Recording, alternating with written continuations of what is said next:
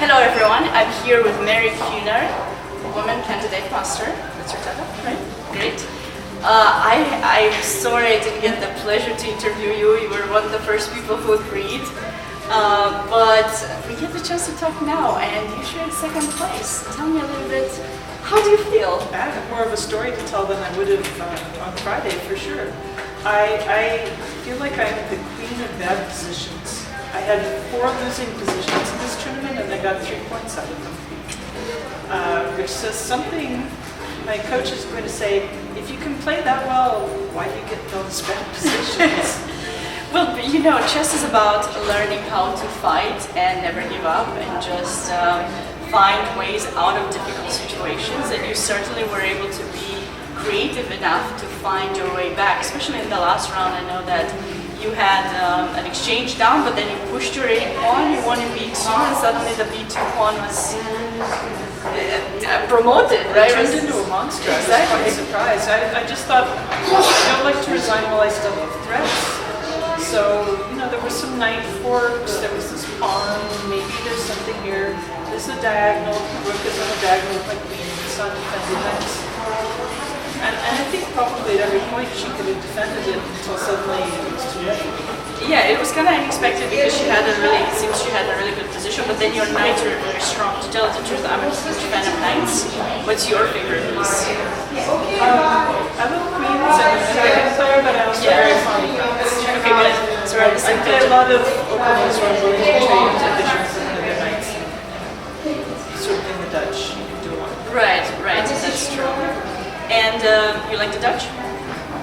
It's a little rocky right now, and I had not planned to play the Stonewall, but people kept sort of twisting my arm. Yes, I see. With the early G3 against my Dutch. I don't know how else to prevent myself from having more control.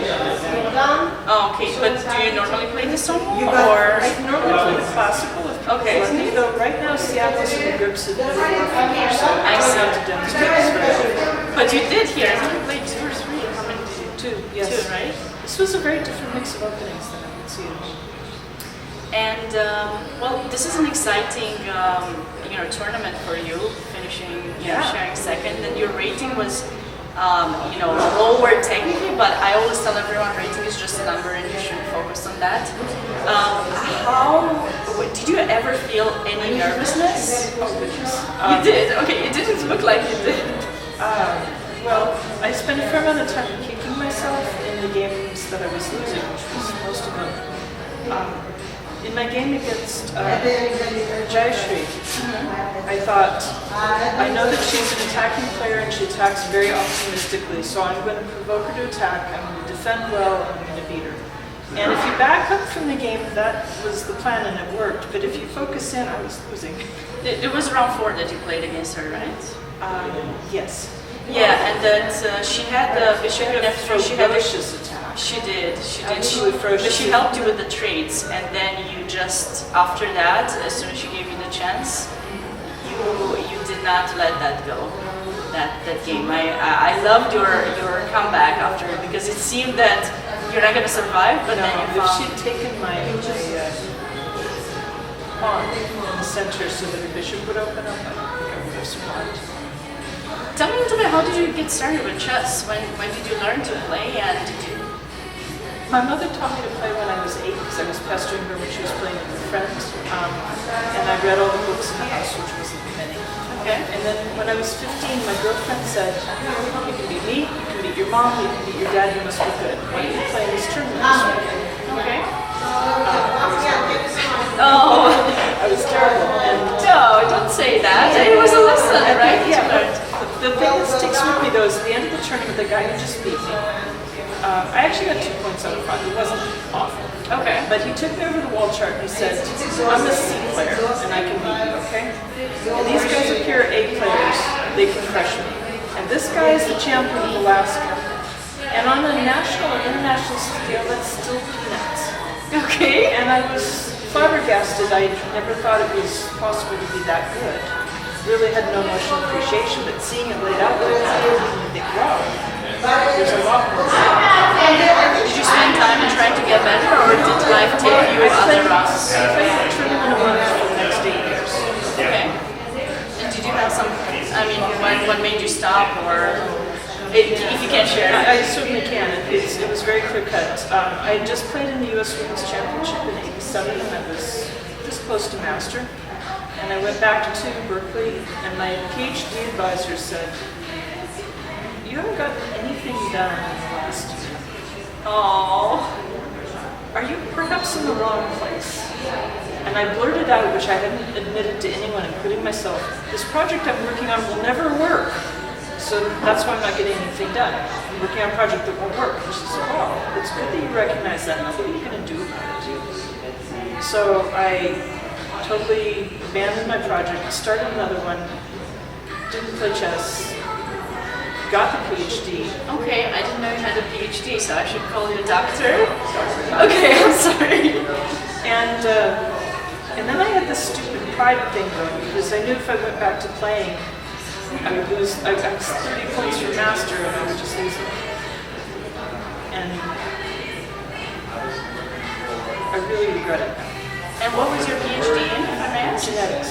Wow, that's you see, I gotta say, okay, this I need to say that I'm super thankful to Maureen and David for getting me here, because I met so many wonderful women like yourselves that I learned so much about, and I feel like some connection. My sister actually recently got her PhD in genetics too, so she's doing research working for a company. So it's always nice to see how the world connects us and how chess connects us, because sometimes you just go through life and you think, okay, what's the purpose of this or the other thing, but I just feel that you never know what you might encounter and how things can get linked. I think the biggest lesson I've learned from chess that's been helpful in science is stubbornness. That's something chess can teach you. You get stuck. I'm stuck right now. I have an algorithm that works 3/4 of the time, and 1/4 of the time it just doesn't work. And just trying different things at it, and that willingness to persist. Do you have the opportunity to train more on chess these days and try to kind of get back? I know it might be a bit harder now, but I've had a coach since I started playing the game at 50. I've had a coach. He's only a little bit stronger than me, but he's a cautious positional player, and I'm a bonsai attacker, so good compliment. He's going to look at my game with Jayashri and say, "You shouldn't have learned that." but it's always nice to do that, because I think that's a challenge, because you have to understand each other's thinking process and just try to figure out how you can, he can give you the best help to. The big thing I've learned from him, and I'm deeply grateful for it, is that I read over my games from the '87 championship to write a blog article about them, and it was painfully clear that whenever I got into an endgame, I was looking for a graceful way to die. Oh, That's it. I was terrible at endgames.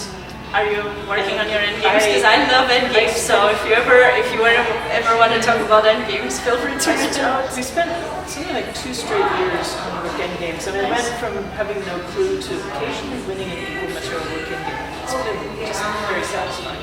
That's great. It's really great to hear. I love to see you so motivated on chess, and I want to congratulate you once again. Yeah, I think it's a wonderful result, and in chess you need to have a bit of luck too. It's not just about playing a perfect game, and sometimes even perfect games are not that perfect.